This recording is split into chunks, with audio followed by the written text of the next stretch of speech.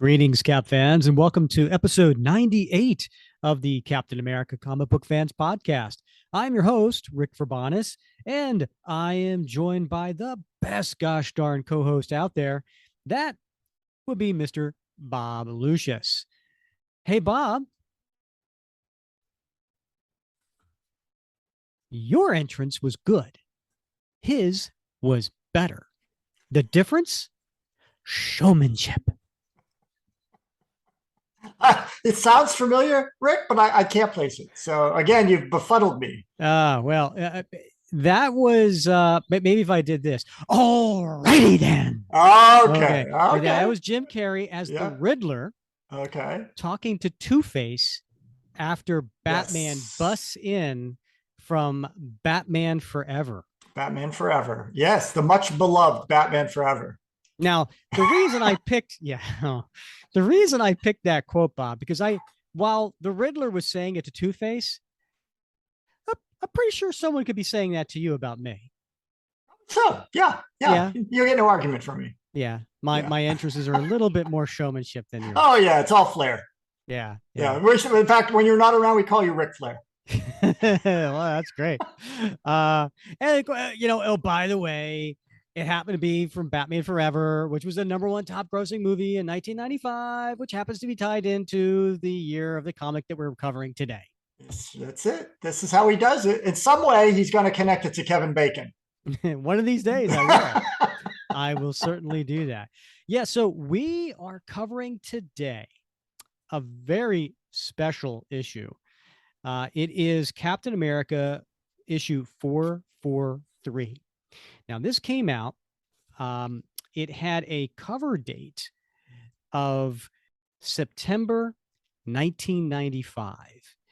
And what's special about this issue is the fact that this is the end of Mark Gruenwald's run as writer of Captain America.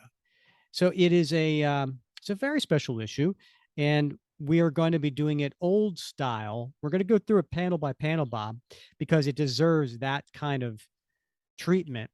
But Bob, as I surprised you in the last episode, who better to have on to cover this issue with us than Jason Olsen, who is the author of Mark Gruenwald and the Star-Spangled Symbolism of Captain America. And so, Jason, welcome back to the show. Well, thank you so much for having me. I am thrilled to get to talk about one of the most upbeat issues of Mark Gruenwald with you two today.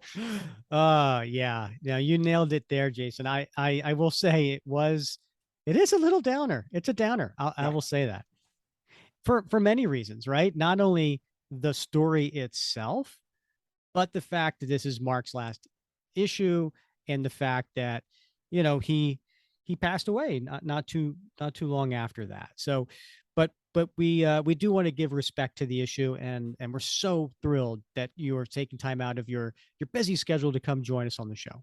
Well, I'm happy to do it. And all kidding aside, I think this is an important, serious, and good issue that really deserves our discussion and time. So I'm happy to get to do it with you too. Yeah. And for an in-depth conversation with Jason about Mark Gruenwald, make sure you go back to episode 82, where the three of us have a great conversation about Mark's long career. So make sure you check that out. So Jason, what have you been up to lately? Well, I have been working on a creative writing textbook. I don't feel I should plug it much because it is not particularly cap related, but I've been finishing that up this summer, and I teach. And so in the summer, I don't get to teach quite as much. So mostly I've been working on that, and I'm actually traveling with my family right now in Southern Utah, but I heeded the call to make sure that I could join the two of you today to talk about this one. Well, we appreciate it. We're excited. I do. I love that level of commitment. Yes. I'm here for you. And Cal. Of course. All right. So let's get to this issue. So this, there's a couple things to point out about the creators on this particular issue. So we talked about Mark Gruenwald, right? Because he's the main focus here, but we also have another stellar cast of creators on here. Penciler Dave Hoover, who has been on the book for quite some time with Mark Gruenwald. Unfortunately, now we did mention that Mark passed shortly thereafter, right? So he actually passed in August of 1996, which was less than a year after this issue came out at the young age of 43, where Dave Hoover, he actually passed away too in 2011 at the young age of 56. So it's an interesting there. And then we have Danny Belandi as the inker. He's been a long time inker on this book with Gruenwald. The colorist, George Roussos. Now, George Roussos is a very, let's just say he has a long history with Marvel Comics. So he actually he did, and this is his final work on this series. He was the inker for Captain America first Silver Age appearance in Avengers 4. So he has a long history. And I think he was listed as George Bell instead of George Roussos in that particular issue. But he's inked, but mostly colored a lot of Captain America issues between that. And he had just turned 80 or he was about to turn 80, I should say, when he did this issue. And unfortunately, he passed away 5 years later. So, yeah, I'm already starting off on a really upbeat, positive note here, guys. I apologize. But we do have letterer Michael Higgins and editor Ralph Macchio. Wax on. So the title to this story, Bob, do you know what it is? Twilight's Last Gleaming. Now, I think that was an apropos title to this issue, right? Talking about the last gleaming. And these are obviously famous lyrics from the Star Spangled Banner. And he has been known to pull lyrics from patriotic songs as titles to a story. I believe he's done that several times, right, Jason? Absolutely. He certainly had an affection for using all sorts of lyrics from songs, but the patriotic ones certainly feel the most appropriate, although the Talking Heads certainly get a lot of play earlier. Perhaps less patriotic than the national anthem, but still. But I think it's an absolutely fitting way to begin this one. I think there's several, especially toward the end, that play with this move. So we're going to go through this panel by panel. Now, Jason, I typically do all the voices. Sometimes Bob, when he's paying attention, he'll do a special effect.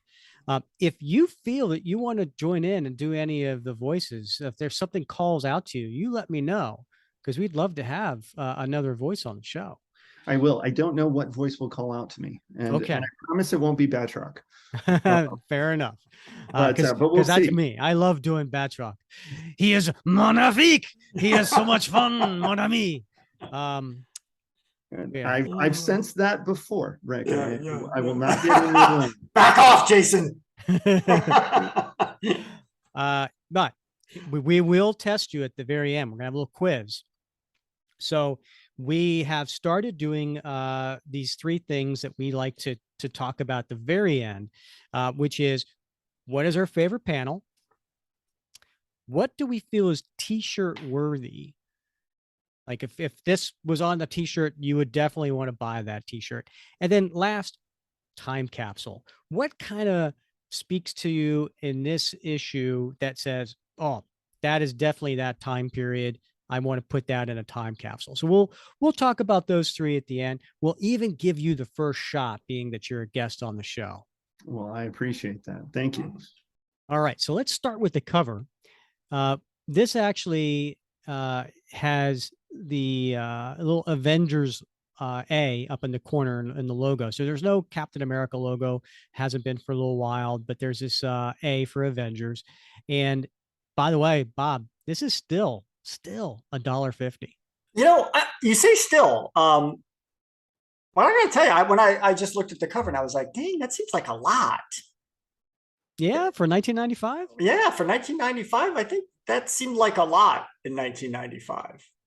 I What don't were know. you doing in 1995? You couldn't afford 6 quarters, Bob. I probably could afford 6 quarters, but I know I'd been in the Marines for quite a while at that point, and yeah, I think I was in Southern California, man. So I was probably spending a lot of that money on suntan lotion. So And it worked yeah. out so well. You were so wrinkle free at this stage of your life, Bob. My son pointed out some old spots on me over the weekend. That's what he calls it, old spots. They are old spots. They're on the back of my. I was like, "What the hell are those things?" And he's like, "Oh, congratulations, Dad. Those are old spots." So You're like little punk. All right. So on the cover, we see Steve Rogers in a Captain America uniform that we've only been seeing in the last year at the most. And he's in an armor. He's in his Captain America armor. This doesn't always get well received. People look at the Captain America armor and it's not always very fond memories, but it was kind of cool. It was kind of unique. It was a way to kind of change up what was going on in Cap. Now he has to wear the armor because his heart's failing, because of the super soldier serum is slowly killing him, and he can't use his muscles as well. So the armor is there to help him move and to help him continue his battle as Captain America. well, I mean, I think it's the combination of the idea of the armor, which sounds good, but I think it's the stylistic rendering. Some people love it. Particularly, I mean, if you came of age in the '90s, and I think you were very attuned to sort of that art style. But I think for a lot of folks, maybe who grew up later or earlier, it's the stylistic touch that I think is jarring at first. You don't like the double shoulder pads, Bob? The shoulder pads and those funky boots. Yeah. It needed more pouches. I'm a big fan of pouches, so I completely agree. And so was Cap before this. So the uniform before this was much heavier on the pouches, much more pouch forward. Yeah. Yeah. It is a very 90s artifact. But as you both said, storyline wise, it's a pretty compelling reason. Mm-hmm. To have Yes. it. And indeed. I think we can perhaps, if we're not as enthusiastic about the design as others might be, kind of rely on that as being something that moves it forward. We've said this before, right? I mean, we've covered a number of stories, Rick, where the art has not been everyone's cup of tea. True. The Isaiah Bradley, miniseries is one of those things where some people never gave it a shot just because the art didn't really appeal to them, but it was a great story. And so you got to sometimes just power on through and appreciate the writing for the writing's sake, even if maybe the art's not your cup of tea.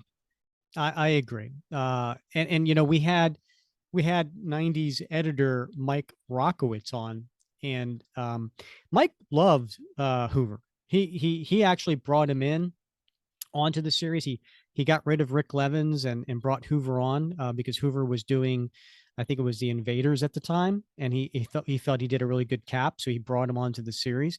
And I will say Hoover's not my favorite Cap artist by a long stretch, but I will give him credit for storytelling. He has a good job at doing a laying out a page, angles and things like that. I think he was a product of his time period, being early to mid 90s with that image style and the bravado and all that. So I think part of that, but the part that I guess it didn't appeal to me was the face rendering.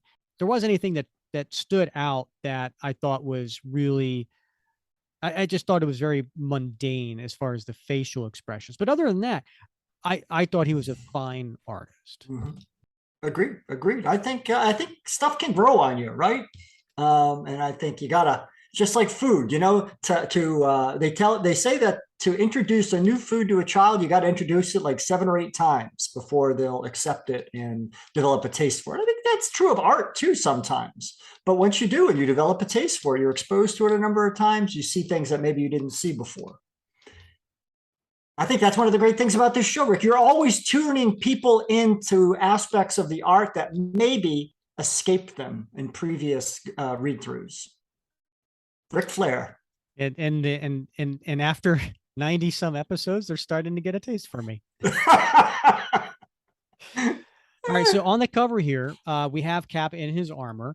He is standing on a flag, which Cap would never do, but it is, artistically designed that way to just kind of, show the American flag. Behind him is an hourglass that's probably the same height as he is, and it's about halfway done. And it says Cap has learned he has 24 hours left to live. So how should he spend it? And then it says Twilight's last gleaming. As a cover, though, how does that pull you guys in? I think it's a great hook. It's a really nice little, I mean, it's not a bottle episode, right? By any means. You got to call back to a lot of stuff that happened before. But I think as a concept issue, it's a pretty compelling concept. And I like how we're not in the issue yet, but the fact that this concept is covered in the first 2 pages and then we run through is also pretty compelling. We don't waste any time getting into the hook of this issue that the cover presents, and I really appreciate that. And I think it's a very compelling way to set it up. So we open it up. Oh, I'm sorry, Bob, you have a comment? It doesn't suck me in at all, Rick. And I think, wow, for such a momentous issue, I just would have thought that there would have been something a little more razzmatazz to this, right? I mean, I'm thinking of like Cap 109, right? That Kirby album cover issue where it has all of Cap's, foes arrayed behind him. Something that sort of takes in the whole wraparound of the mythos, right? In this final issue, but it's just, I don't know, it just doesn't do it for me. I hate to be critical. I'm not that type. Yeah, that's okay. I asked and you guys answered. Yeah. All right, so we're going to get inside the comic, and it's an opening splash that is, I would say, it pulls you in, right? We have it looks like a very much defeated Cap who is in his armor on the ground in an alleyway, and it's dark and it's stormy and the rain's coming down and there's trash everywhere, and he looks like and his shield's far behind him. It looks like he's crawling, right? So that's not something we normally would see from Captain America. So he has been bested here, and it says at the top, Stan Lee presents the 137th Cap adventure, written by Mark Gruenwald. I want everybody to just take that in for a moment. 137th Cap adventure written by Gru. That's really impressive. Absolutely. I mean, if you think about it, gosh, what a commitment to a character, right? 137. Wow, that is a body of work that, and in Gru's case, a body of work that marks like a whole career, right? I mean, he's done a lot of other stuff, but I mean, the stuff that he's known for and beloved for, there. And it's so important to him. And this is something that he goes back to much earlier in this run about how important it was for him to have a run of some length on here, because Cap hadn't really gotten that before. So it's so Gru to kick this off by emphasizing how many issues he's done, because that's such an important part, not just of his legacy, but of Captain America's legacy, because Captain America didn't get it before. So it makes such a significant and proper starting off point for the issue to emphasize that number, because as you said, it's a big deal. That's a huge number, especially for Cap. Yeah, and we'll talk more about that after the story. So Cap's thinking to himself, I look bad, feel worse. Armor I'm wearing lets me do things I was never able to do before, but it's not enough. I could still be hammered by a foe more powerful than me. And ultimately, this hardware is not going to be able to keep me alive when my heart decides to call it quits. And then the letterer put the little letter boxes in a kind of creative way. And it says art, Dave Hoover and Danny Belandi, colors, letterer. And then it says Mark's last gasp, lettered by Michael Higgins. So I thought that was kind of interesting that Michael decided to write that in there. And then in the background, very subtle, we see a black crow flying in behind Steve. Cut to the next page, and he says, something in the air behind me. A bird? A man. An enemy comes to attack me while I'm down. And the black crow forms into a man. And it's a Native American. And for those who aren't familiar, that is a character that was actually introduced into the Captain America by the writer J.M. DeMatteis towards the end of his run. And we actually covered that issue in episode 63, which was Captain America 292 and American Christmas. And that was a story that came out in 1983. Mark Gruenwald was the editor, I believe, at the time, but J.M. DeMatteis was the writer. And he's a mystical character that originally J.M. DeMatteis had envisioned in his mind in issue 300 of Captain America would actually take over the role of Captain America from Steve Rogers. But Jim Shooter shot that down and decided not to do that. And we actually had a conversation with Jim about that in episode 65, if you want to check that out. But the Black Crow is standing there helping the armored Steve get up. And he says, Captain America, I am the Black Crow. I come as a friend. I am something of a mystic, you see, and I had a vision about you. A vision? A dark vision, I'm afraid.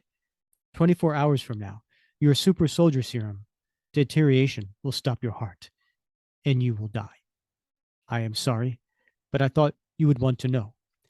Please use this time you have left thoughtfully. Farewell. And he turns back into a crow and he flies away. And he says, next page, Cap thinks to himself, gone. Or did I just imagine it? A bird turning into a man and back into a bird? I'm not very big on mysticism. On the other hand, I've seen plenty of strange things in my time. He knew about my condition, a secret only a handful of people knew.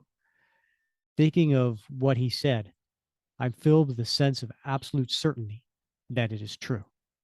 I've got 24 hours left to live. I'm going to pause here for a second.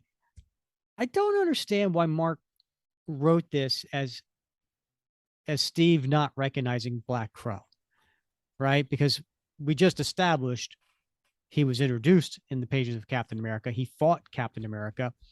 Do you think, and Mark, as Jason, as you know, was such a big historian on Marvel Comics. He was such a big stickler for continuity. I believe he was the editor for J.M. DeMatteis at that time. Why do you think he wrote this way? Let me do my best to spin it in such a way to protect Mark in this way. Steve isn't the one who doesn't recognize Black Crow. The Black Crow assumes that Steve would not recognize him, right? I am the Black Crow. I come as a friend. So we don't necessarily get any reaction from Steve. He turns around, he says, is this an enemy to attack me when I'm down? But he doesn't know who it is.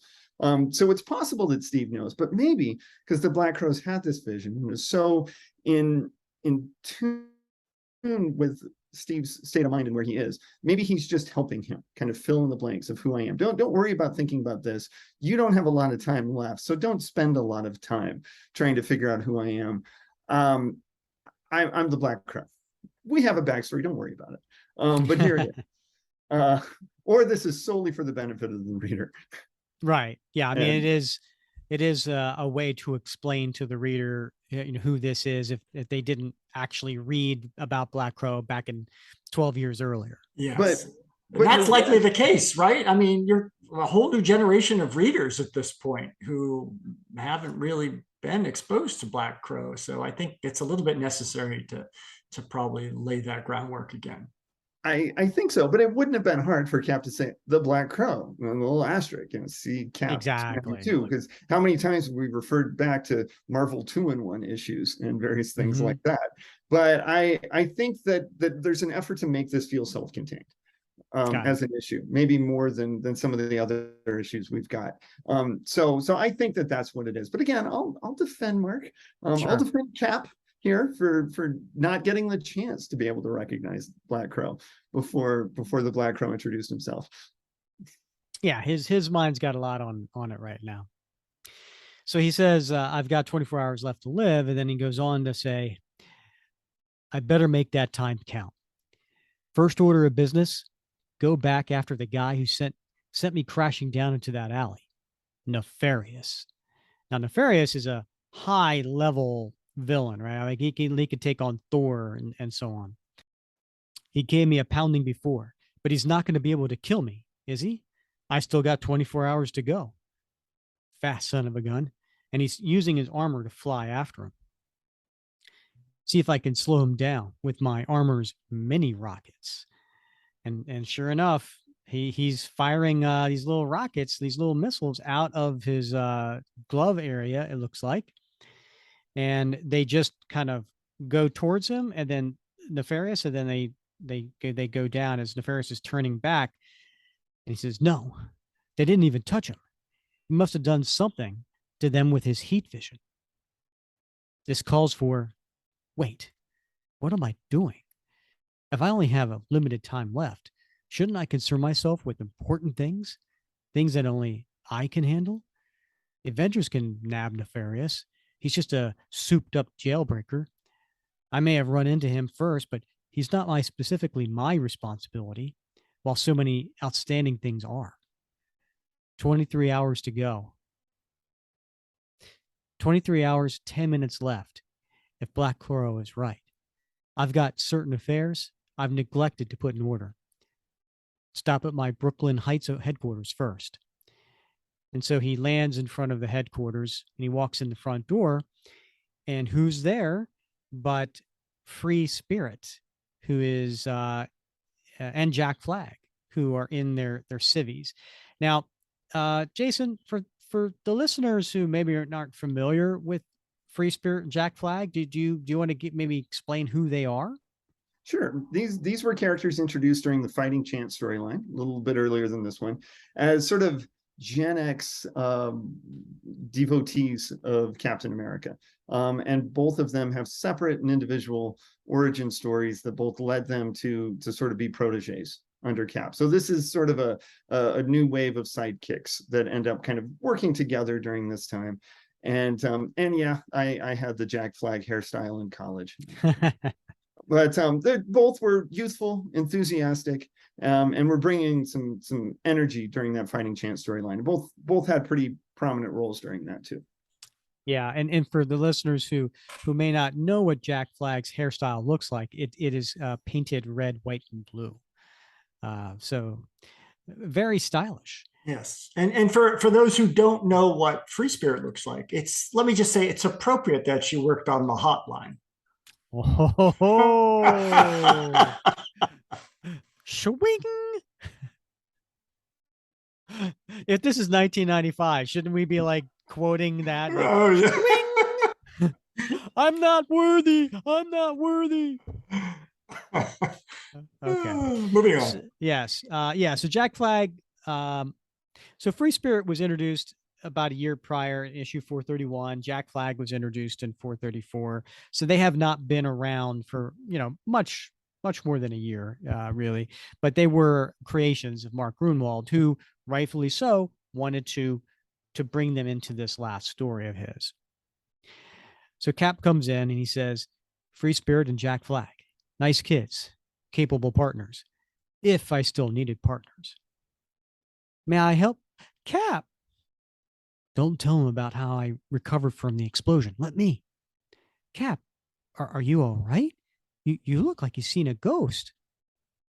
I'll tell you in a minute. First, I have to get something for my quarters. Wait here. And then Free Spirit and Jack Flag look at each other. He doesn't sound like himself.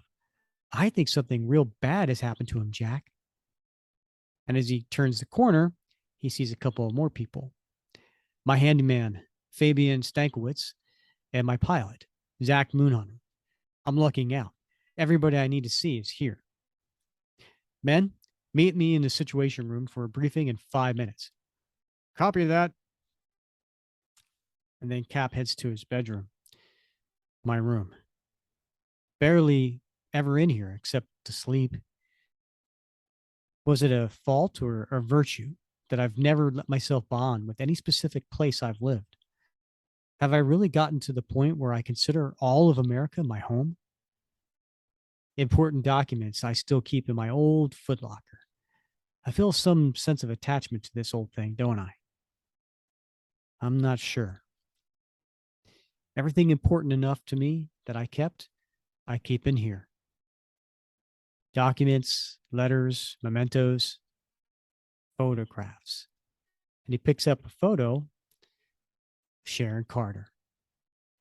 There have been several women I've been involved with over the years, but Sharon still holds the prize for hanging around me the longest and making the most painful exit. And he was referring to the issue where Sharon apparently was killed in a blast, and she burned to death. It just wasn't right for you to die so hellish a manner. Even now, after all these years, a week doesn't go by where I don't see someone who reminds me of you. Save me a seat, Sharon. I'll be joining you in less than 23 hours. And then he reaches in there and he finds something else. Ah, here's the file I need. Everyone's waiting. Free and Jack have slipped into their costumes. Shh, here he comes. So he walks up to the four of them. Let me be straight with you. I've had a premonition of my death. If it turns out to come true, I've prepared papers to enable the four of you to keep running my nationwide emergency hotline, if you're willing. The Stars and Stripes system was one of the best ideas I ever had. A way for me to be directly responsive to the American people. And I hate to see it go away just because I have. And they all have this look of shock and sadness on their face. Read the documents, think it over. I know it's asking a big commitment for a modest stipend. Cap, what are you going to do about this premonition? There's nothing to do about it. And she comes up and she hugs him. I've got a number of other people out to see. I'll meet you all here at 10 tonight. We'll have a vigil. See if the Reaper keeps his appointment.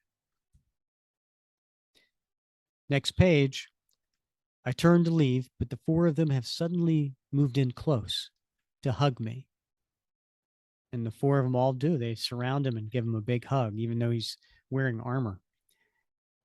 What's this for? Just in case. And he leaves and he flies off in his armor. I'm a very lucky man. I've managed to surround myself with people who really care about me. So why do I bolt from their presence? Embarrassment? What do I have to do in my last 22 hours of life more important than spending time with the people I care about? Is there someone I should spend time pursuing? And then while he's flying, there's images of various villains and characters around him.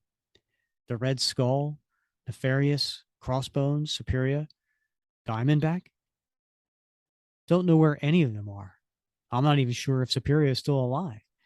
Is there a point of investing my precious time in potentially fruitless searches? Wait a minute. I know where one of them is. We cut to the next page, and it is a penitentiary. Crossbones is at a penitentiary somewhere. 20 hours, 45 minutes till my demise. I've managed to find one of my greatest sparring partners and arranged for some FaceTime with them. So there's Cap in the prison, and he's sitting at one of those booths, with the little glass, and there's a phone on one side, a phone on the other side, as the convict can talk with the visitor. And Crossbones is being escorted up to this chair, and he says, "Well, I'll be double dipped. It is you. So what the bleep do you want, Capper? Nice of them to let you keep your mask on, Bones, to spare us a sight of your face." "Yeah, I told them I had it surgically attached, and they believed me. So what's with your heavy metal underwear? Face, lost your edge?" "As a matter of fact, Bones, I have. Looks to me like you have too. I'm surprised you haven't escaped yet. This isn't the vault, it's just a prison. They watch me every minute of the way, man. I'm surprised the Red Skull hasn't had you sprung. Weren't you his right-hand man?" "Creep's taking his sweet time to teach me a lesson for being stupid enough to get caught. He'll be along by and by. Come on, Bones. You're psychopathetic, but you're not delusional. If the skull still had any use for you, you'd be out of here. He's into some big operation right now, the biggest I've seen in all the years I've been fighting him. If he doesn't think you're worth bringing in on that, he must have no use for you anymore. You're lying, man. Ask anyone, Bones. I don't lie. Anyway, you should be glad you're not with the skull on this one. He's in way over his head. So you came all the way here to tell me about my boss, or do you want something? I know. You want me to give you some clue to where he might find the old codger, huh?" See, this is when I need to get closer to the screen so I can actually read the words. We get codger. I don't know. I kind of prefer Codger here No, too. that does work. Yeah. Yeah. I know. You want to give me some clue to where you might find the old coot, huh? Well, can't help you, eh, man? All the hideouts of his I've ever been to, you raided. Actually, Bones, I came to see you for another reason. I have this theory that no one is totally beyond redemption. That's why I'm so big on preserving life, even the lives of those who try to kill me. As long as a person's alive, there's hope he may redeem himself. So what I'm saying is, even though you've acted like low-life scum every time we've met, there must be something good about you. Love for your mother, a childhood pet, a woman maybe? I'd really like to know what it is. You want to know where I'm soft, huh, Cappy? Okay, why not? I'll tell you. I love to hate. And then he laughs maniacally and he walks away. And the guard says to Cap as he's walking away, "So, did you get what you wanted from that dirtbag?" "I got all I could reasonably expect." Next page, Cap's flying and he's checking his onboard computer on the screen. "I've stopped evildoers of all kinds over the years. But I wonder, have I ever once inspired any evildoer to forsake evil? I doubt it. I have 18 hours, 7 minutes left to live by the time I'm back in the city. Is it too much to hope that I get one more crack at the skull in that time?" No recent references to him on my computer directory. His trail's so cold it's Antarctic. Might as well give up on trying to make myself useful in my time left. Maybe I should look up everyone I know and say goodbye. According to her office, Bernie Rosenthal's in court today. And he flies up to the window to look in, and sure enough, she is. She's been after me to do lunch for months now. I've been non-committal. Hey, there she is, arguing a case. Looking good, Bern. I wonder if I had anything to do with her deciding to pursue a career in law. Or if she would have, even if we'd ever met. I suppose I'll never know. Call you tonight if I get a chance, Bernie. Who shall I look up next? Sam Wilson, the Falcon? So he does. He calls him from his armor. Sam, Steve, how you doing? Not good, Steve. While I was off on your AIM Island caper, one of my nephews was shot. Sorry to hear that, Sam. Well, you take care, okay? And he flies off. I could tell by his voice he was a bit peeved with me. Certainly in no mood to have me drop in and say goodbye. So he goes to the hospital. Then he comes in on a room, and it's Arnie Roth. Bob, do you remember Arnie Roth?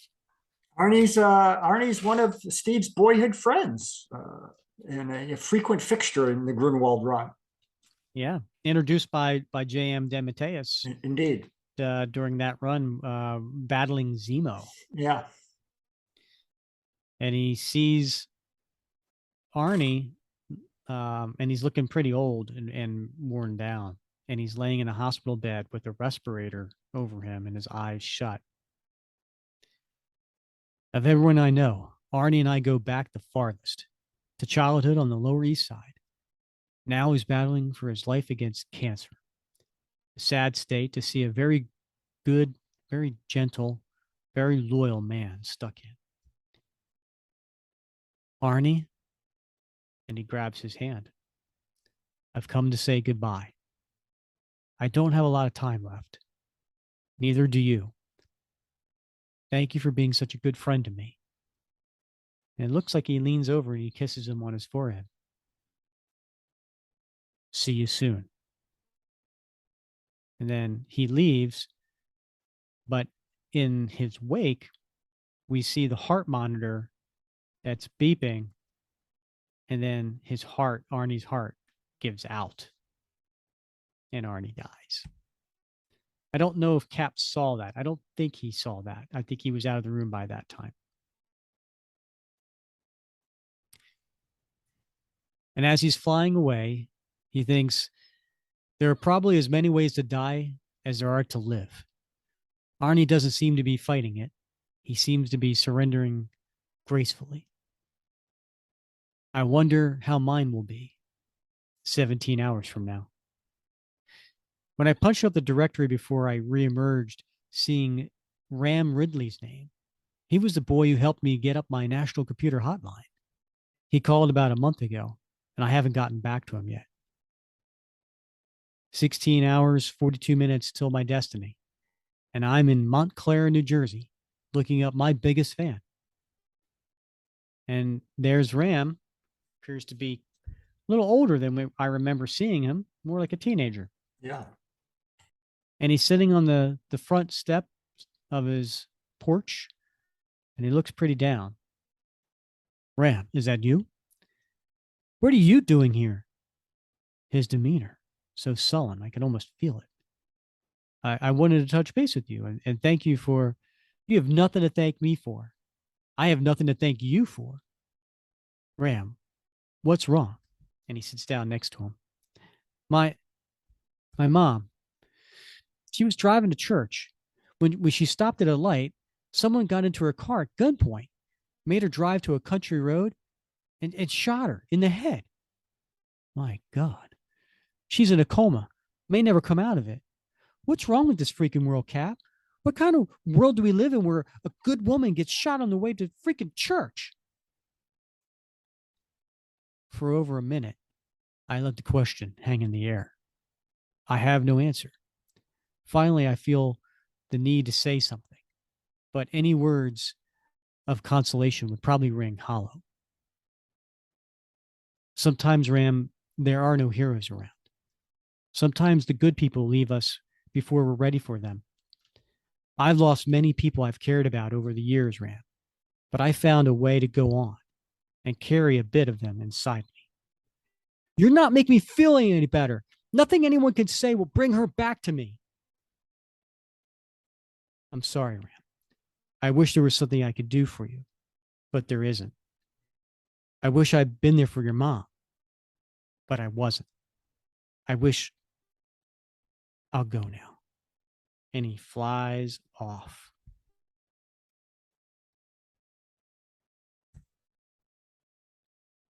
Gruenwald depicts Cap as being so remarkably chatty over the course of all of these issues. And it's so interesting in this issue that he doesn't talk a lot compared to what you might think he does to a lot of different people. The interaction that we covered earlier with Jack Flag and Free Spirit, when he tells them his fate and his 24 hours, he tells it as basically a business discussion where he sort of slides it in. I mean, he's incredibly awkward at various points here. And I don't think we get much more than this, where he feels like he needs to say something to Ram because he has to, because he knows this kid is down. And this is a kid that, as you said, when we saw him last, was much younger, unabashedly enthusiastic toward Cap. And now when Cap tries to say these encouraging words, things that always work, whenever Cap is here to try to cheer you up, it always works. Purposefully, I think Gruenwald writes these words being pretty empty. And Ram is quick to dismiss them, but I think we do too as readers. I mean, it just kind of shows us where Cap is. He doesn't have any encouraging words for anybody else at this point because he doesn't really have any for himself either. Again, when Gruenwald writes Cap is constantly throwing thought bubbles up in the air. He is constantly thinking, and we don't get even as much of that as we do in other issues. So I think it's just showing us mentally where he is, that he just doesn't have anything to say. So I'm just going to leave. I think there would be a point where he would have tried to talk to Sam and find out how he's feeling and how he's doing. He just cuts that call off. And I'm like, well, he's mad at me, so I'll move on to somebody else. And here he is trying to say something. It's just not the right words. He just can't muster them at this point. And these are good points, Jason. I almost felt when reading this whole point where Cap, his words are hollow because he's not feeling it. I almost feel like Mark Gruenwald's writing Cap is hollow because he's angry while writing this story. I think Mark was taken off the book. He didn't voluntarily leave. He didn't say, oh, I've done my run. I want to go now. No, he was taken off the book. And so he's very upset. And when he's writing this story, and it's almost like, you know what? This is how I feel, and therefore this is how Cap feels. I think that's a really important point here, because whenever Gruenwald talked about writing before like 95, one of the things he always emphasized was optimism. That whatever you write, be optimistic about it. There's a bullpen bulletins from I think a year or two before this. I can't remember when exactly, but he listed like points for aspiring comic writers, and one of them is be optimistic, show optimism in what you do. And this is remarkably pessimistic, this issue, especially that exchange that we just read. Yeah. And I don't think there's any way to take where Mark was emotionally as a result of being taken off the comic, where comics were going in general, away from that. I was talking to a Cap fan the other day, and we were talking about Cap's social awkwardness. I mean, it's sometimes easy to conflate the thought bubbles with his actual speech, right? He constantly talks a lot in the Gruenwald, the way Gruenwald writes him. I mean, you get a peek inside his head, and it's very well-formed thoughts, and he's very reflective and insightful, but he rarely speaks those thoughts and those emotions. And what people around him see is something much more closed off. And that's reflected in his relationships. And I got to say, I was like really shocked, right, when I saw his response to Sam. Sam's angry with him, and so he hangs up. Normal circumstances, you'd be like, all right, I'll give Sam a call in a couple of days when Sam cools down. But he knows he's going to be dead in 24 hours, right? This is going to be his last chance to speak to his old partner and dear friend, and he just leaves it. And I mean, can you imagine in a similar situation, would you want your friend to feel the guilt he or she would likely feel after having spoken angrily to you on the phone and never having a chance to move past that? And yet he just moves on. Steve's a very socially awkward person. And I think that's what makes him endearing in many ways. but it really comes through in this particular story. Yeah, and I might almost take the opposite approach to that, Bob. While it was certainly surprising about Steve not wanting to talk to Sam when Sam was down, I almost looked at it like, what a Cap thing to do in regards to, look, he's already down and dealing with his family member who has been shot, and he's suffering enough. Do I really need to dump my problems onto him and make him feel worse? Like, I mean, if a close friend or a family member comes to you and says, "Oh, by the way, I'm terminal and I'm dying," your life just changed, right? True. Yeah. So maybe, and incorrectly, maybe in the wrong way, Steve was being Cap again. Steve was saying, I don't need to dump more onto him, not thinking it through that, yes, maybe Sam will then feel guilty after the fact, but maybe his heart was in the right place. But I don't think Steve's thinking clearly on anything right now. Right. But and I think those two things can exist at once, right? I mean, he can be being Cap and wanting to protect his friend at the same time as being too socially awkward to be able to comfort his friend without necessarily revealing his situation. Yep, good point. I will say there's one place where Steve is never awkward about conversation, and it is not in relationships, as you've said, and it's certainly not consoling people, because I was just thinking, if he would have tried to console Sam with the same thing he tells Ram, Sam isn't taking any of that crap. True that, yeah. Quick. But if Steve has the opportunity to talk political ideology, oh boy, we're going to go on. Give him a soapbox. What are you talking about? Oh my goodness. No problem with that. Well, let's just. That's a monologue, though, right? That's a speech. Yeah. It's not a conversation, right? That's true. Oh, that's true. That's a good point. Because I was seeing one of my favorite comedians, Brian Regan, and I saw him live not too long ago, and he admittedly is socially awkward, and he has a hard time talking with people, and people say to him, "But you're up on stage all the time. Like, how is that possible?" Because you don't understand. I'm just talking. This is a one-sided conversation. I can give a monologue all day long. I don't have to interact with you. Right. And that's the same thing probably with Cap. Yeah. All right. So we're going to get a little more upbeat now, right? Because we got, on this page, look out. Who do we have? The Tumblr. Yes. But actually, Bob, I did tell you that there was going to be perhaps maybe one more surprise in this episode, and here he is. Bonsoir, mon ami. Bonsoir, you fuzzy face jackass. Grundy. Just like the Spanish Inquisition, no one expects Batrock's elite. His chief element is surprise. That's right. Did you know that Batrock was the stunt double for Jean Cleese in Monty Python and some Holy Grail? No. Is that true? C'est vrai. When Jean Cleese was up there and he was doing the floppy handsy thing, his hands was very delicate. So Batrock was behind before him. Very nice. Attendez. Go away, or I shall talk to you a second time. Wow. Who knew that Batroc was on the set of Monty Python's Quest for the Holy Grail? Indeed. Interesting. Well, I'm glad, Batroc, you have joined the show because It's about time.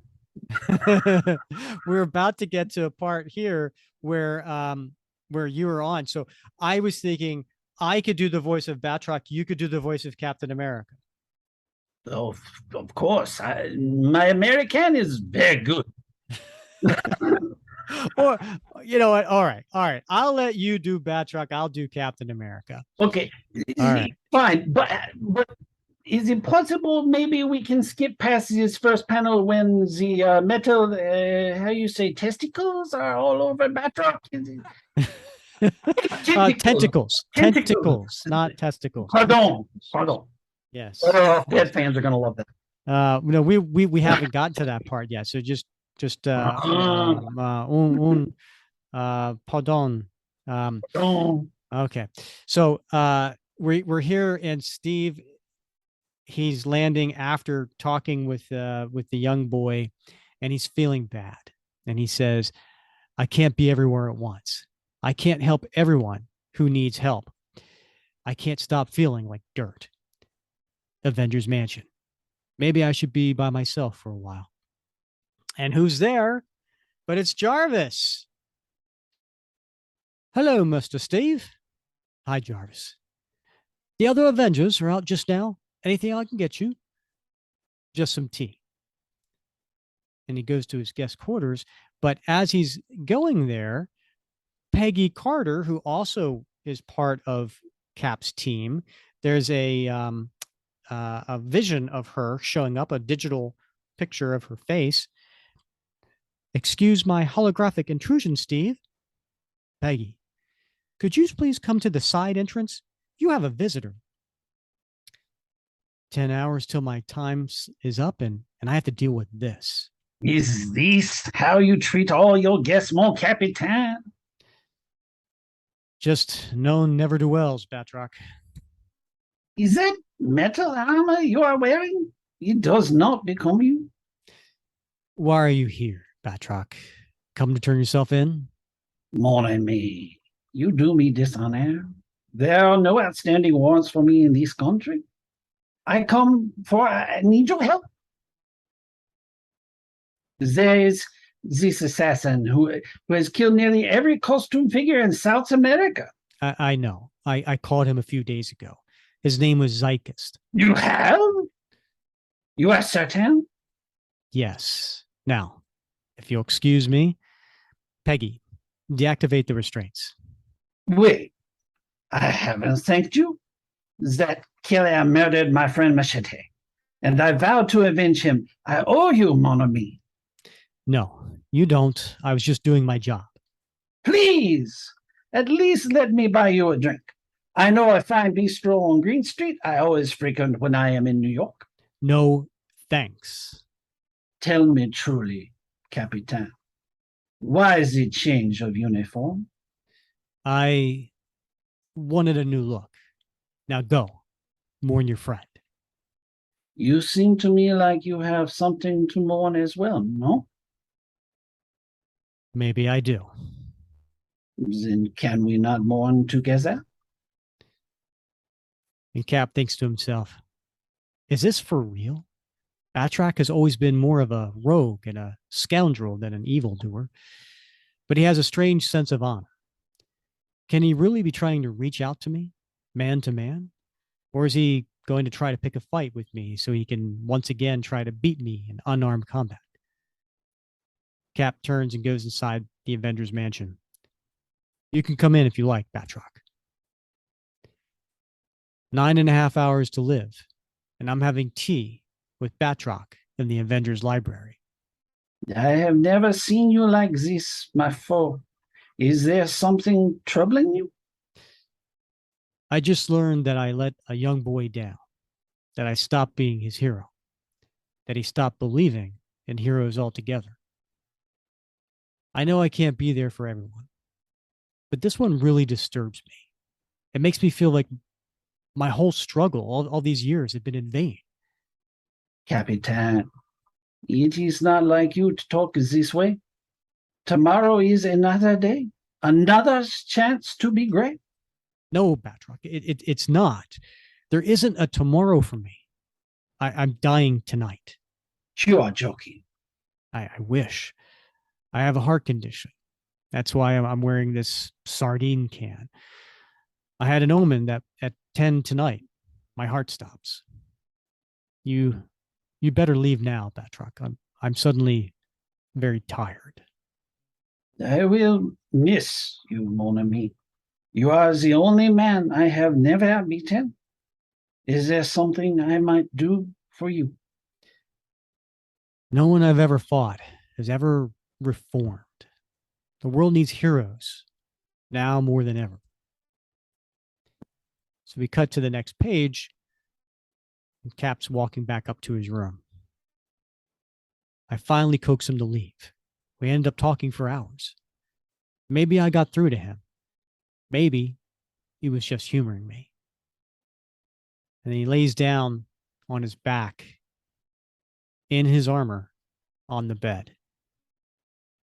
I really shouldn't waste any of my final few hours sleeping. I'll have plenty of time to catch up on my sleep once I'm dead. But I'm just so weary. Physically, mentally, spiritually.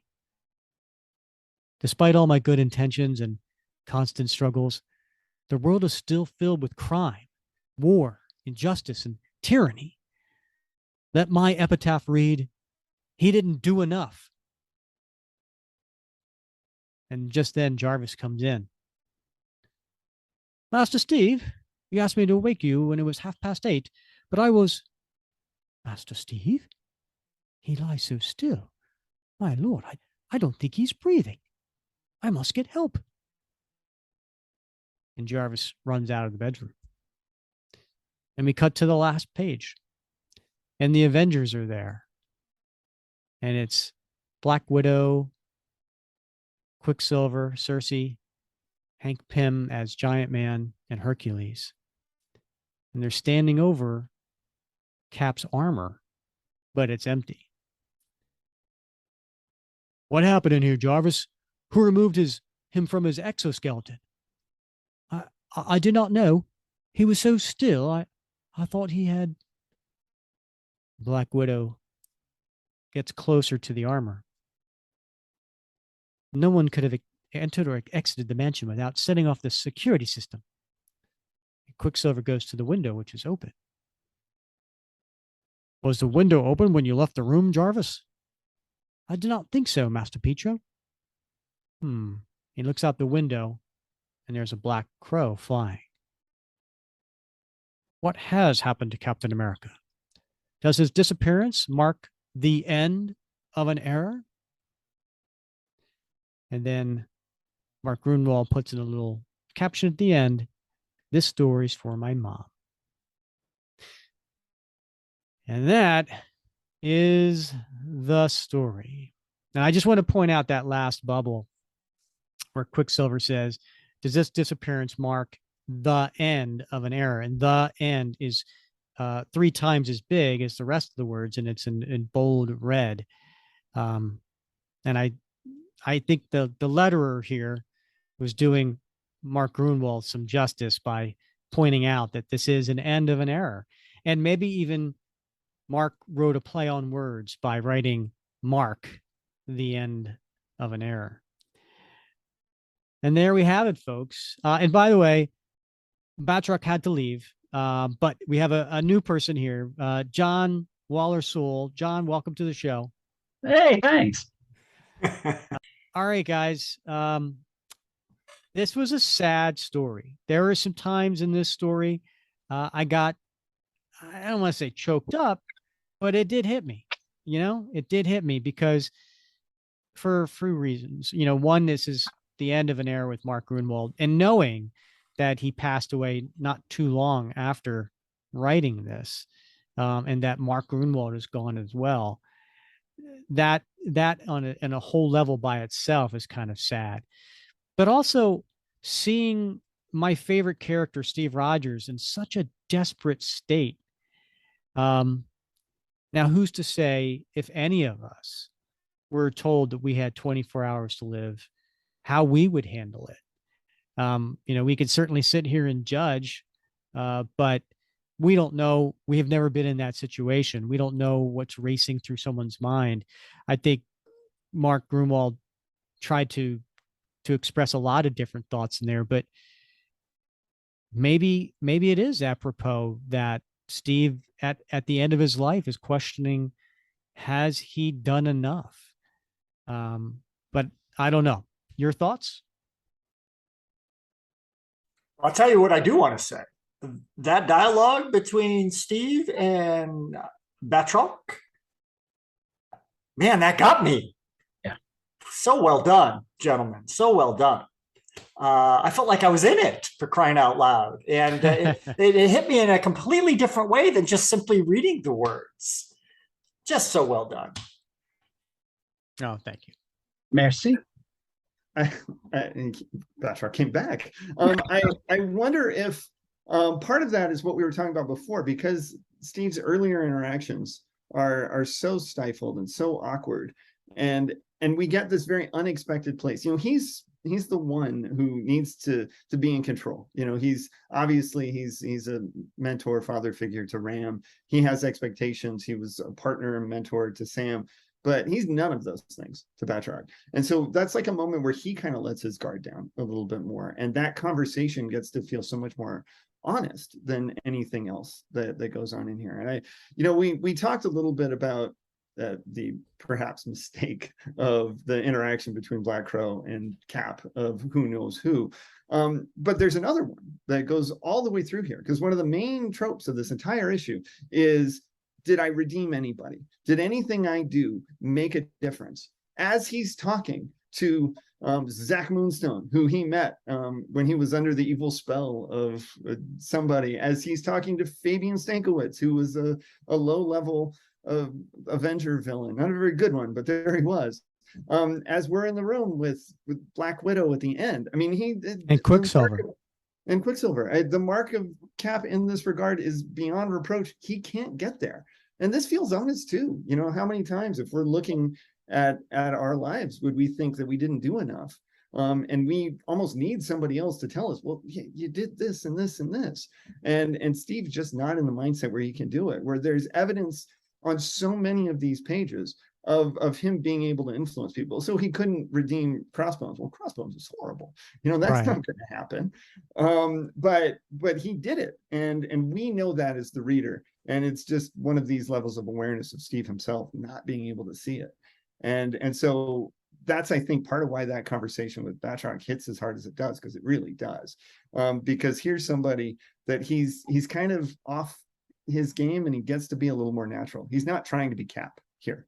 And I think that helps sell that conversation. Yeah, I'm glad you really said that, Jason, because I was feeling the same way when Cap was saying, how have I redeemed anybody? And just a few, pages before, there's Diamondback, right? I mean, like, Diamondback was somebody who was inspired by Cap to do better because she wanted his love and his admiration, right? So she was inspired by him, and so that was the first thing that came to my mind too. But at this point, he might see that as failure too, because Diamondback walked away to join back on the bad side, to try to help find a cure. So I wonder if because remember when he's listing who should I go track down, he lists her. That isn't a romantic rendezvous that he's looking for. It's to try to bring her back to justice. But so it's true, but he can't see that even her motivation to go bad again is for good reasons, to protect him. And he just can't see it. And I guess there's just the awareness of the audience to say, hey, Steve, open your eyes, man. The good you've done is all over the place, but he just can't see it. Yeah. That's a great point. I mean, I think we're all our own worst critics. And sometimes it takes somebody else to point out the good things. And I hate that about this story. I don't want to think of Steve as somewhere underneath everything that he is insecure. That's not the Steve Rogers that I have always thought of and admired. I never thought of him being someone who is so insecure about himself that he would be questioning himself like this. But Gruenwald has written that about him throughout his, when he was questioning his decision to turn his shield into the commission, right? And he was questioning himself there too. But this was deeper than that, and it just struck me, and I hated the fact that the last words that we see from Steve Rogers apparently here, the way Mark Gruenwald writes it, right? I mean, we all know Steve comes back the next issue, right? But we don't know that at this point. And Mark didn't write it that way. Mark wrote this as to end like this. And the last thing that comes out of Steve's thoughts are, let my epitaph read, he didn't do enough. I hate that. I really don't like that at all. Not for my Steve Rogers. It bothered me on such a level I didn't think it could possibly bother me. I think it's interesting that you find that as a sign of insecurity. I don't disagree that Steve has demonstrated insecurity in previous points, but this came across to me in reading this issue again last night in preparation for this as Steve's drive. That it's never enough.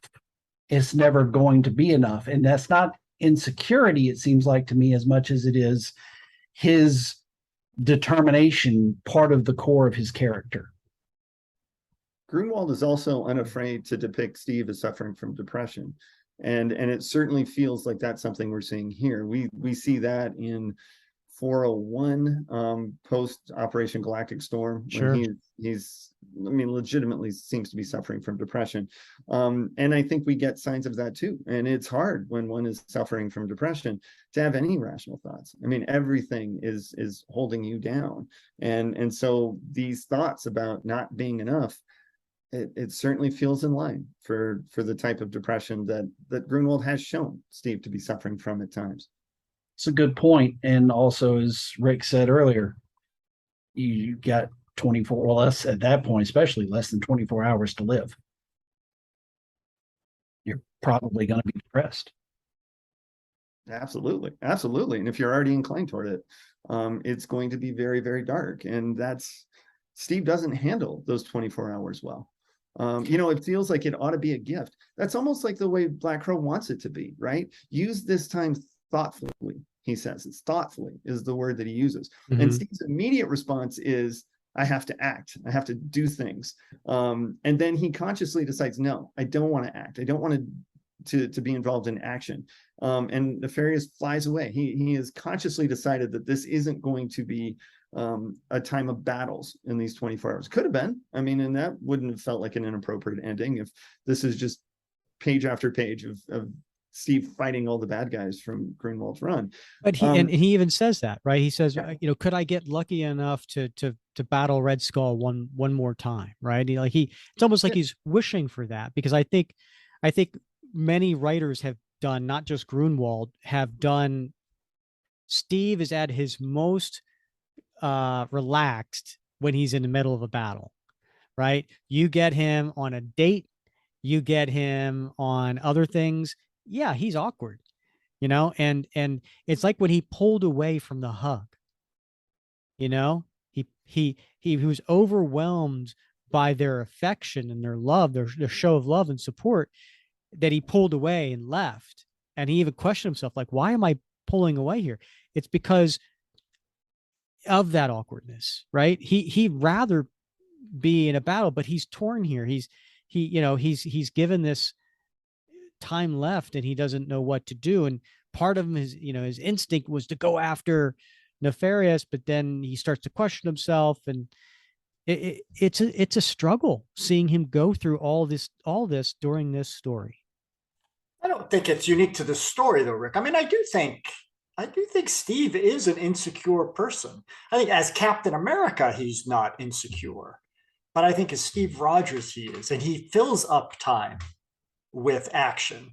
I mean, that is what distracts him, I think, in many ways from his insecurities and social awkwardness. That's where he feels most alive, most purposeful, most needed, most effective. And I think that certainly comes out here. His instinct is to fill up those last 24 hours with doing the things that define Captain America instead of necessarily doing the things that define Steve Rogers.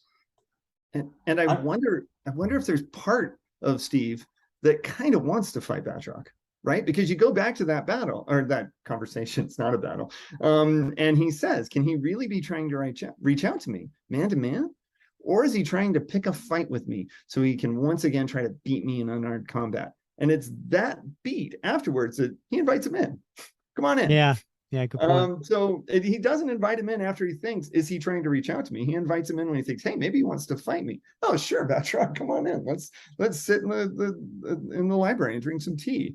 And so I wonder if there's part of him that is thinking maybe the most Cap way to go is to go out in battle. Jason, that's an interesting observation. But Bob, I want to get back to what you had just said, and thank you for saying that, because I think you're absolutely right.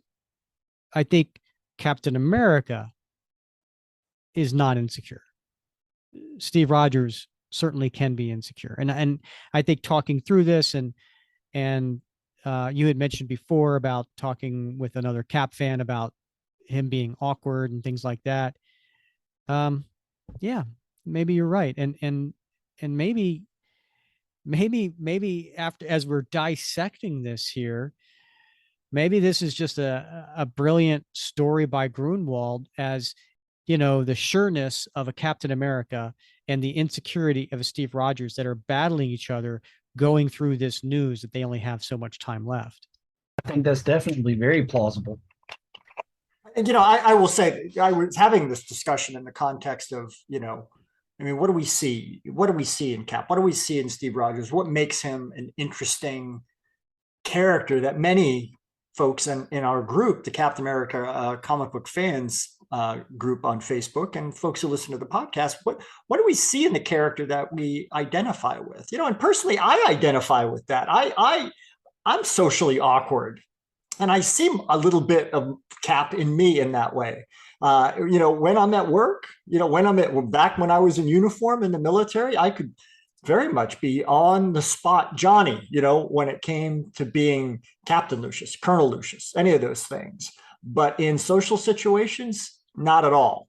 And so I like this dichotomy, this paradox between the Steve Rogers and Captain America. When he's in uniform, when he's being Captain America, he is the leader. He is in command. People look to him. He knows what to do. He goes toward the action. But as Steve Rogers, he has a very difficult time with relationships, but that's a very different kind of relationship than being a leader. And I like that, two characters in one. I find that really, really interesting. And I think a lot of people do. All right. So Bob, did anybody ever call you Captain or Colonel Luscious? Once.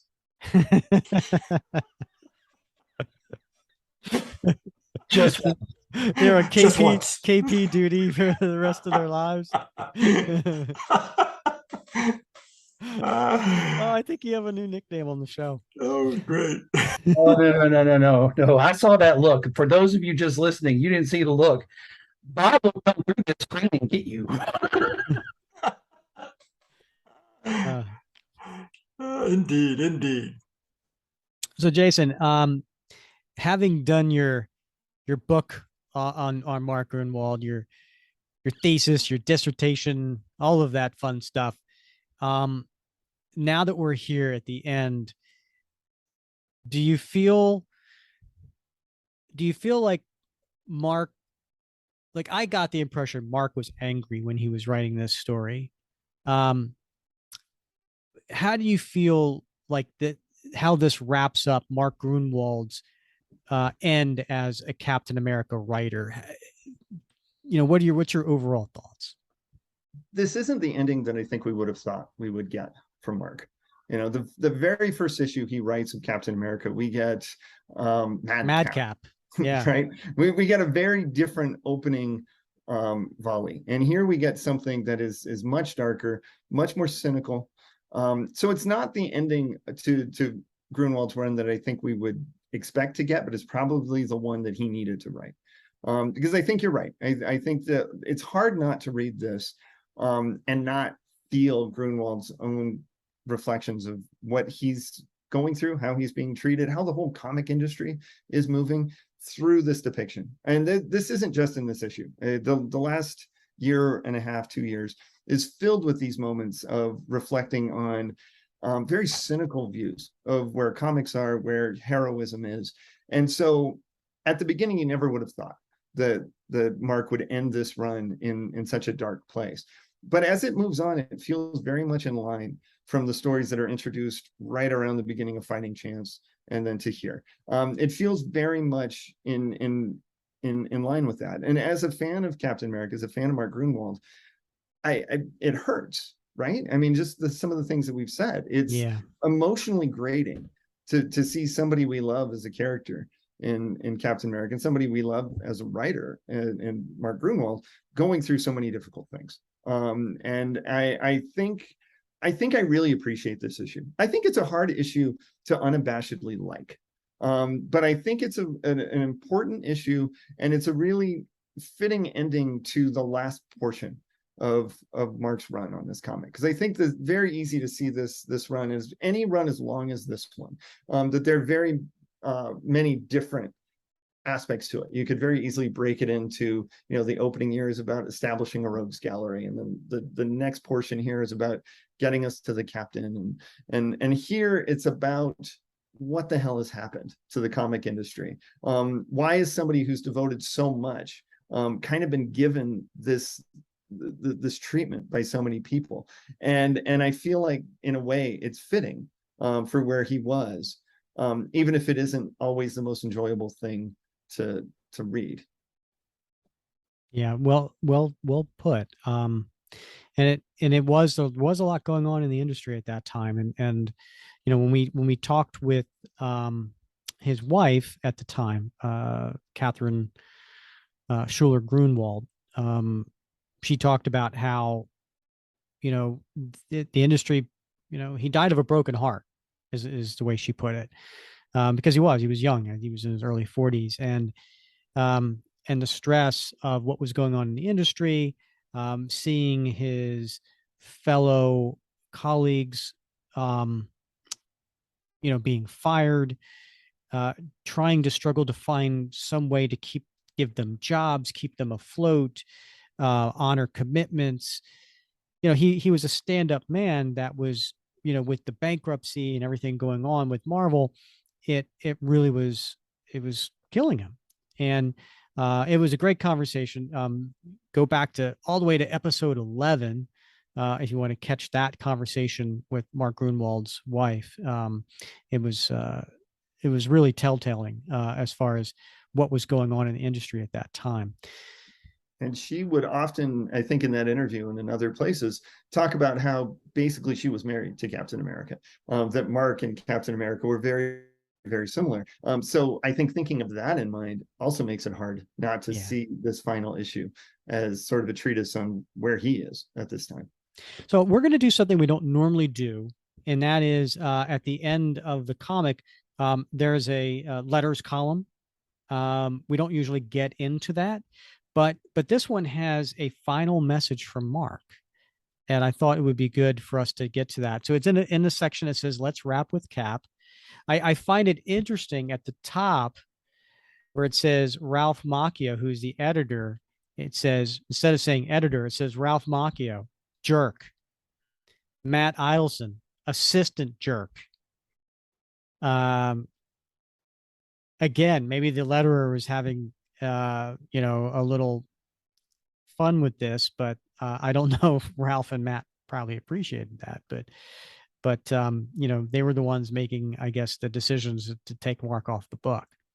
But there is a section in here, and it says a memo from Mark. Now, Jason, did you want to take the honors to read this? I would love to. I opted against voicing any characters from the story because I was waiting to voice Mark as best I could here. I think that's perfect. A memo from Mark. This is it. My last issue of Captain America. Cap has been my constant companion for the past 10 or so years, and the two of us have traveled 137 stories together. That's quite a few.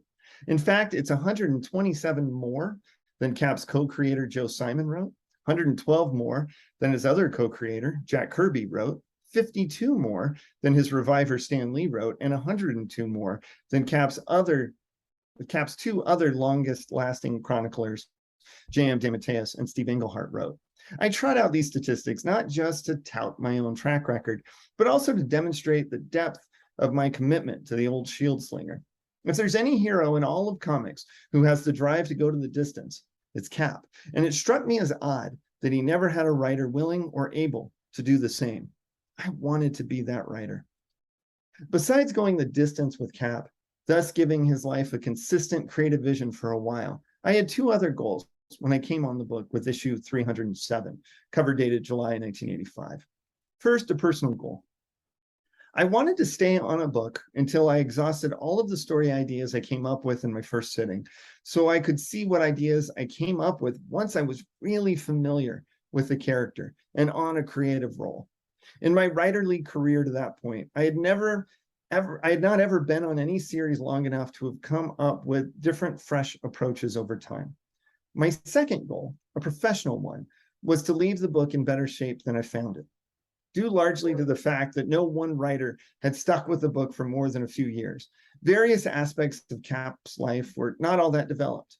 In his modern career, he'd been a shield agent, cop, a wanderer, and a commercial artist at various times. And none of these things resonated with the essence of his character, even though they became permanent parts of his mythos. I finally figured that a man with a mission as all-encompassing as Cap's didn't need a trivial occupation to take time away from his true calling. Cap was not Steve Rogers with a mask. Steve Rogers was Cap without a mask. The part of Cap's mythos in most need of help, in my opinion, was his rogues gallery. A hero is only as great as the foes he triumphs over. And when I took on the book, Cap really only had 3 or 4 good foes: the Red Skull, the Viper, Batroc, and Baron Zemo. I feel a solo hero needs at least 12, a different one for every month of the year. So I embarked upon a rigorous campaign of villain making. My inspiration for Cap's foes came from Cap himself. Unlike most heroes, Cap represents something, America's ideals. To give those ideals something to play off against, his foes should represent some aspect of America's reality. I made a list of themes and issues that have something to do with modern day America, and then concocted foes to embody them. Thus, I took anti-patriotism and came up with Flag Smasher, right-wing militias and came up with the Watchdogs, trade unions and came up with the Serpent Society, the drug trade and came up with the Slug, slacker youths and came up with Madcap. Okay, not everyone was a classic, but I do think that Cap now has at least 12 workable recurring foes.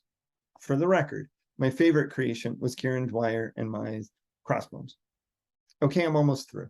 In the space left, I'd like to thank my artistic collaborators: Paul Neary, Tom Morgan, Kieran Dwyer, Ron Lim, Rick Levins, Dave Hoover, and especially longtime inker Danny Belandi and longtime letterer Joe Rosen. Thanks for making my stories look good, guys. And now my tour of duty is over, and it's time for me to turn over the invincible shield to the very capable hands of masterful Mark Waid. Captain, I enjoyed getting to know you as I did. Thanks for taking me along on the ride of my life. Yeah. It gets you, right? It just gets you right there.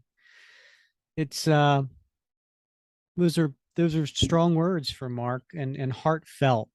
And it's even deeper knowing that he didn't live much longer, past this. So thanks for doing that, Jason. Certainly was tough. All right, now let's have some fun now, right? So let's get to the 3 things that we said that we were going to talk about at the end of the show. And that is, what was our favorite panel? What do we feel is worthy of being on a t-shirt? And what do we want to put in the time capsule?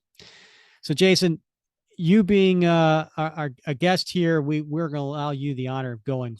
What's your favorite panel? This is such an interesting comic to do this with, because, it's so easy often to pick a favorite panel of some splashy, actiony type thing. And this is not an issue that gives us that. I think I'm going to pick as my favorite panel.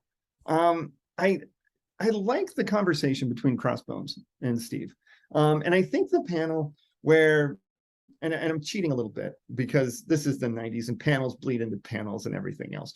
But the one where they're face to face on the phone, and Crossbones is talking trash to Steve, and then Steve gets back and points back and talks about this issue of redemption and how much redemption matters to him. I think these are really strong panels here. I think that Hoover's Crossbones is really good. I think it looks sharp, and I think this works effectively. I like that they're on phones, and I know these are the phones in prisons, and they're different than telephones. But the telephone, as weird as it sounds, is a really important part of Mark Gruenwald's run with Captain America. He starts the Stars and Stripes.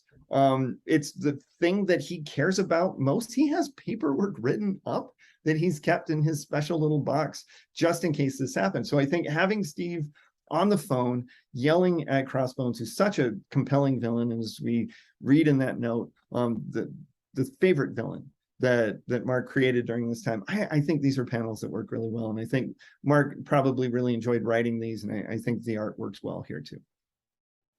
Very nice choice. Very nice choice. John, did you have a favorite panel? Did it involve Batroc by any chance? Yeah, actually it does, but it's not because of Batroc, believe it or not. So when they're in the mansion having tea, and it's the bottom left-hand panel, it's Batroc's saying you're joking. It's the expression on Steve's face, even though you have this armor helmet on.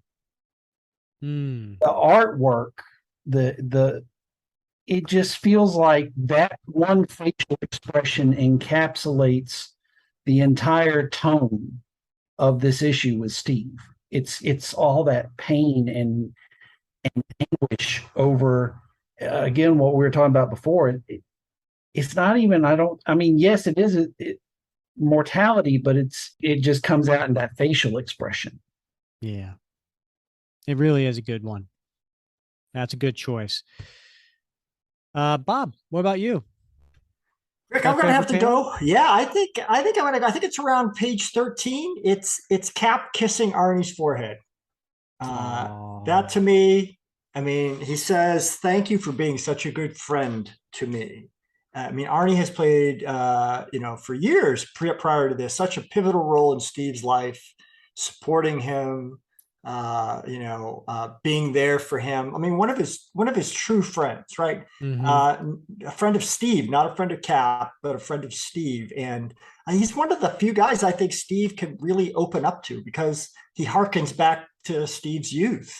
And they're both passing at the same time for entirely different reasons. But to me, and we can't completely ignore, it's the 90s at this point, right? And how controversial Arnie was when he was brought into the Cap comic, and in the 90s, still a controversial character. And I think it's just a beautiful moment between two dear friends. And I love that. It's a very sweet, sentimental choice. I expect no less from you, Bob. Captain Luscious. I'll talk to you later.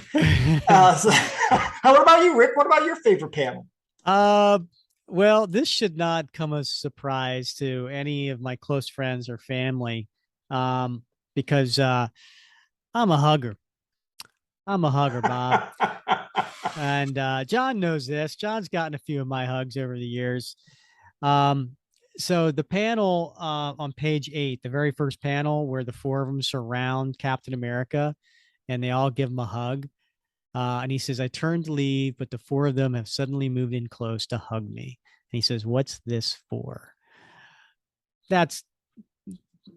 I don't know. I got a little verklempt. What can I say? I got a little choked up there. Okay. All right. I like that. What about t-shirt worthy? All right. So I think we're going reverse order here, right? So, so for me, t-shirt worthy is page 11, and it's the second panel. So Cap is there, talking to Crossbones in the prison. And then there's this really cool image of him in his armor holding a phone up to his face, and he's looking like dead into the camera. And he says, "Actually, Bones, I came to see you for another reason. I have this theory that no one is totally beyond redemption. That's why I'm so big on preserving life, even the lives of those who try to kill me. As long as a person's alive, there's hope he may redeem himself." So then and he goes on. So I think that's Steve at his essence. And it's a pretty cool panel, coming from Hoover. I think that would look cool on a t-shirt. Mm-hmm, mm-hmm. What about you, Bob? I'm going with, I think it's around page 6 or so. It's that panel in the middle of the page with Jack Flag and Free Spirit, and I think Fabian, or maybe that's Zach. And I just want Free Spirit's face on my chest. I'm going with that. Just when I thought you were like, so sentimental and all Yeah. that. You thought I was redeemed. Yeah. See, then you're a lot like Bob you're a lot out. like Steve, right? You're constantly looking for redemption, and I keep disappointing you. Yeah. All right. John, what do you got what's t-shirt worthy to you? All right. So the same page is your favorite panel. I believe he says page 8. There at the bottom where Steve's kind of flying and he's in the midst of all of these supervillains that he's thinking about he should go after. I think that would be a heck of a t-shirt or poster, either one. I like it. All right, Jason, how about you? What are you putting on a t-shirt here? I want the bust of Namor. We didn't talk about that. I didn't bring that up, but yeah, it's a good point. It's in that library scene where Cap and the unmasked Batroc, which is a big deal, are drinking tea. We get this wonderful foreground shot of a bust of Namor. I put that on his shirt. I think that'd be fantastic. No doubt, a gift from Namor. Absolutely. And Namor's like, I'm off duty being an Avenger, but here's a bust of me. Nice.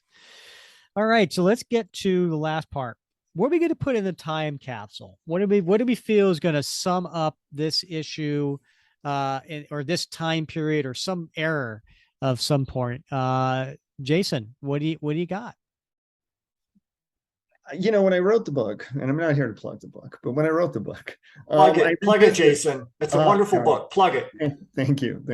But when I wrote the book, and I went back and I read all these, and I had read these before years and years earlier. When I got to this one, there's one thing I remembered, and that was the conversation with Batroc. That was the thing that stuck with me. So I think it already was in a time capsule in me, because I didn't remember a lot of other things in this issue, but I remembered that. I remembered it vividly. And as I was approaching the issue, I'm like, this is the one where he talks to Batroc. Batroc doesn't have the mask on and they drink tea. And I remembered all of this. And then I read through it. I'm like, gosh, I don't remember any of this other stuff that happens here. And then I get to that. So to me, it feels, does it represent the era? I think it does in a way. It feels like an incredibly Gruenwald move to do this. To have this final issue, the final issue of Captain America by Mark Gruenwald, and the big dramatic moment is tea with Batroc. This feels like such a Mark move of defying what expectations are. And Cap's in that very 90s armor, feels era specific to see it there. So that's what I always think of with this issue, and that's in my personal time capsule. So we'll share it with the world. Oh, that's very cool. And now when you think of this issue, you'll be hearing my and John's voice in your head in that special scene. And goodness, does that make it even more special? Checks in the mail. Right. All right, John, what do you put in the time capsule from this issue? Well, if I'm not going to go with the Batroc conversation, which I'm sorely tempted to do, it's probably going to be the last page and that scene of Quicksilver looking out, and you said it was a raven, and that's probably true. But for some reason, when I was reading it, I thought of it as an eagle in shadow.